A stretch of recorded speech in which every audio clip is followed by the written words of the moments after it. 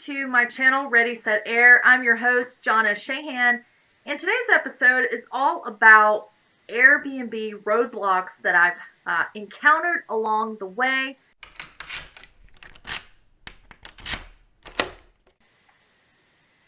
I'm constantly trying to figure out how to expand my Airbnb business. I've talked to a couple of realtors locally, and I'm looking to do it here actually outside of Atlanta, in my hometown of Rome, Georgia. The reason for that is the competition is low here in terms of Airbnbs, but there's a lot of draw and attraction to Rome, Georgia. So I'll start there first. But a couple of things. There are a couple of colleges here in Rome. So we've got Berry College, we've got Shorter College. But the other part of it is there's tennis courts here. We have a cute, quaint downtown Rome area where you can go to the bars. There's lots of cute restaurants. And it's probably about, I don't know, 10 or 15 different places to visit just on that one street that you can walk to. The other part of it is Rome is affordable. So in my initial strategy and approach was to buy another property and immediately list it as a short-term rental. I currently own one long-term rental, and I've had the same renter there for about 3 years, and they're great renters. So I'm just keeping them there, but I would be curious to see if they ever do decide to leave. And they just renewed their lease, so it's not going to happen anytime soon. But I really wanted to see how that property would do. So since they renewed their lease, I've actually had a lot of struggles and roadblocks calling around and wanting to put actually an apartment on Airbnb. Now, a couple of advantages of that, think about it. If you've ever bought a house, you got to put a lot of money up front as a down payment, especially if it's not a property you're going to live in. Most lending companies want a 20 or 25% down payment. And if you think of something like that on, let's just call it a $100,000 house, which, first of all, those are hard to come by these days, especially ones that are turnkey and also in a good location. So, and if we're thinking about that 20% down payment, I mean, that's over 20 grand, and you've got closing costs, and you're really looking at probably, upwards of $25,000 just to get into the house. Then you have to furnish it, put all the utilities in your name, and get everything going. So as you can see, that a list of things to buy and do is going to continuously increase. However, if you look at a lot of people out there, they're actually very successful with these apartments. Okay, so what people are doing instead is they're just going and renting an apartment and put it on Airbnb. And if you think about it, most apartments want 1 month's rent, maybe a deposit, maybe a little extra money for a pet. Then they furnish it, put it on Airbnb, calling it a day, and then they have things built in. They've got a pool built in. They've got a grilling area built in usually. Some may be located near, some attractions. For example, I've been looking at apartments around the Brave Stadium. So after COVID's gone, there's a lot of areas right at the Brave Stadium that are attractive to people. It's called the Battery. There's restaurants, there's shops, of course, Braves games, there's bars. You can pretty much Uber to anywhere in downtown Atlanta within 10 or 15 minutes if you need to. So, but I wanted to talk about some of the roadblocks Airbnb or some of these gurus haven't told you about. They, it's, make money this way. And there's one guy on there who says he went from 0 to 2.4 million in 9 months. And the only way I can fathom he really did that is he had a team of people somehow calling and prospecting. But specifically today, I actually called a couple of real estate properties, and I got a sweet southern lady on the phone, and I basically tried to use the strategies that they're selling to you on YouTube and on the internet, basically, and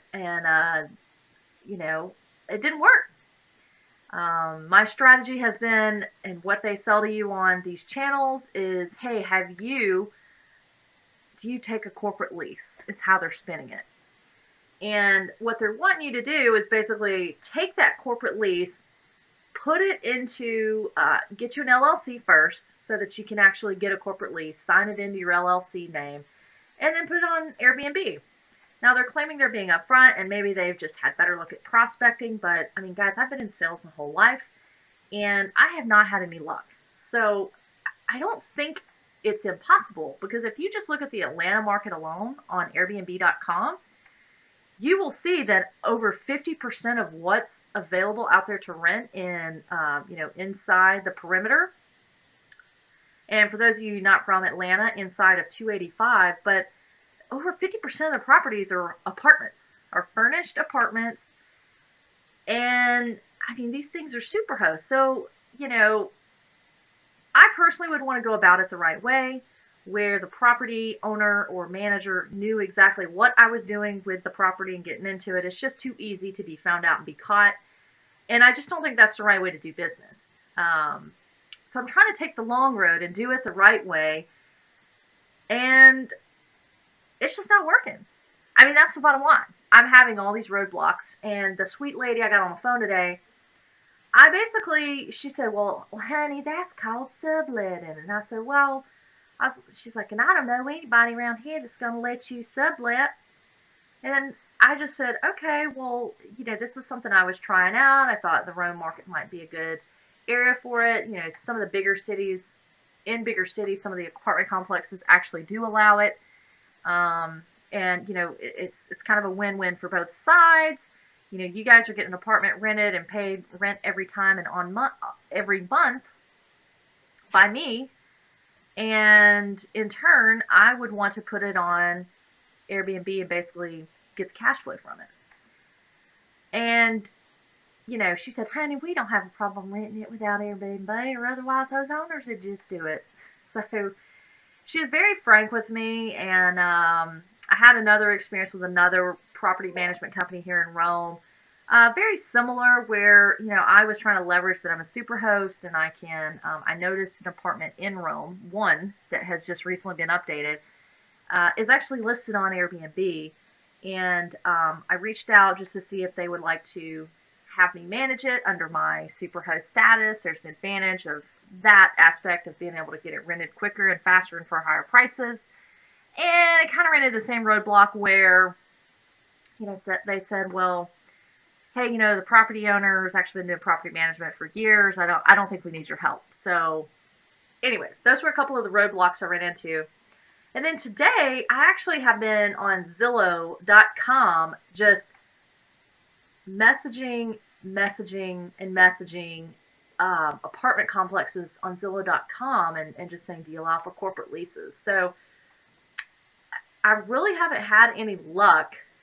And, the point of this video is I just think that what I've seen on YouTube, people aren't honest. They are, I don't want to call them not honest, but I think that they're getting you with that hook to get views. And they're not really talking about the struggles that they had getting there. So I'm a pretty relentless person. I'm going to keep trying. I really think that I can get, for example, and the reason I want to go this route is mostly because I'll have a built-in maintenance person.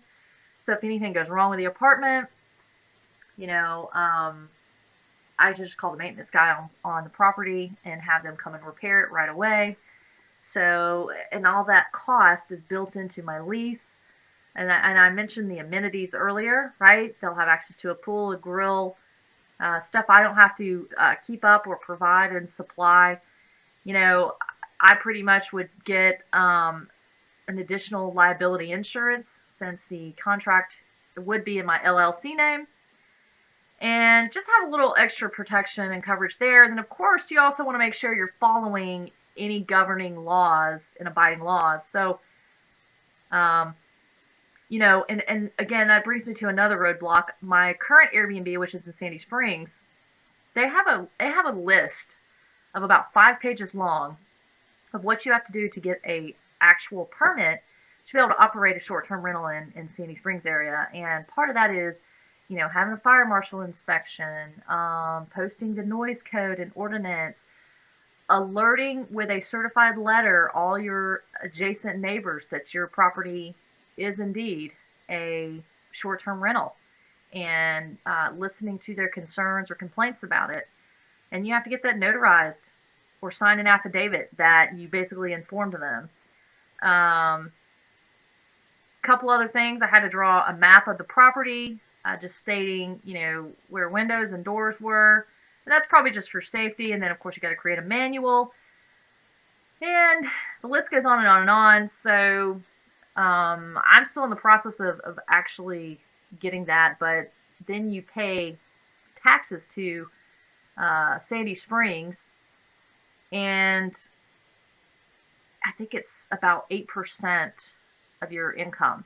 Now, the reason I'm doing this is because I actually am in the process of trying to automate my current Airbnb, and I have not listed it this year on Airbnb.com simply because I did have a renter for January, and then I actually got COVID, so I had to cancel the rentals I had in January and actually use my place to quarantine from COVID because I had to work from home and I didn't want to be around my parents. They're elderly. But anyways, so what I would like for you to do is subscribe to my channel, comment below if you've got any tips or roadblocks that you've also run into trying to start your own Airbnb, and let me know how you feel about the video. Hope you liked it. Thanks for coming by. Ready, set, air. See you later.